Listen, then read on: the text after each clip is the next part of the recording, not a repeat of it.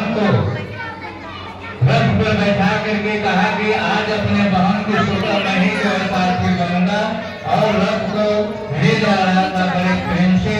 तो जो ऋषियों का जो है कि श्राप खाली नहीं गया, तो उसमें आजमाई हुई कि हे कंस, तुम जिस बहन को इतनी प्यार से जो है कि ले जा रहे हो, और उसी के 8वें पुत्र के द्वारा तुम्हारा मृत्यु निश्चित है। यह सुनकर के कंस जो है बहुत दुखी हो गया, रथ से उतर गया। पहले तो जल्दी को मारना कहा कि बहन को ही मार देते हैं तो सारी लीलाएं समाप्त हो जाएंगी। वासुदेव ने हाथ जोड़ा कि कंस, इस अपने जो है तेरी बहन को क्यों मार रहे हो?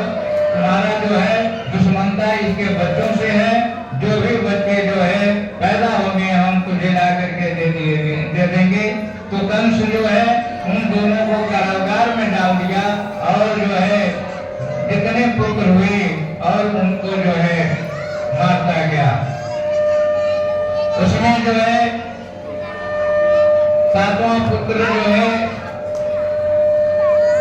भगवान जो है कि अपना जो है 7वें के बाद 8वां नंबर जब आया तो भगवान ने एक चतुर्भुजी रूप दिखाया।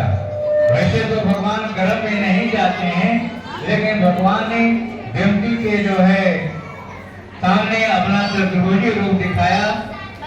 उसके पीछे जो है देवकी ने भगवान से एक बार वरदान मांगी थी। इसकी कथा बहुत लंबी चौड़ी है कि प्रभु मैं आपसे जो है कि आप हमारे जैसे जो है पुत्र चाहिए।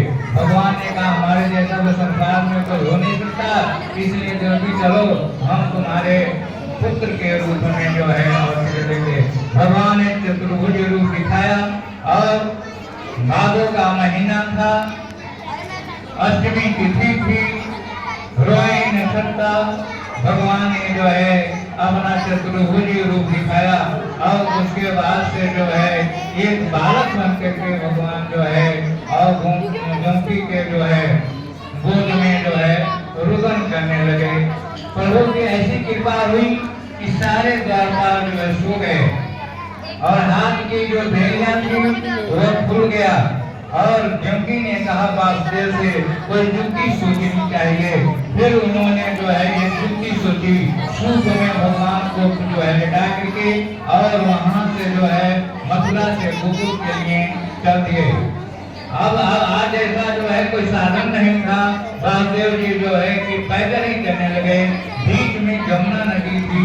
जमुना नदी की लालसा थी कि भगवान के जो है चरणों का हम दर्शन करें।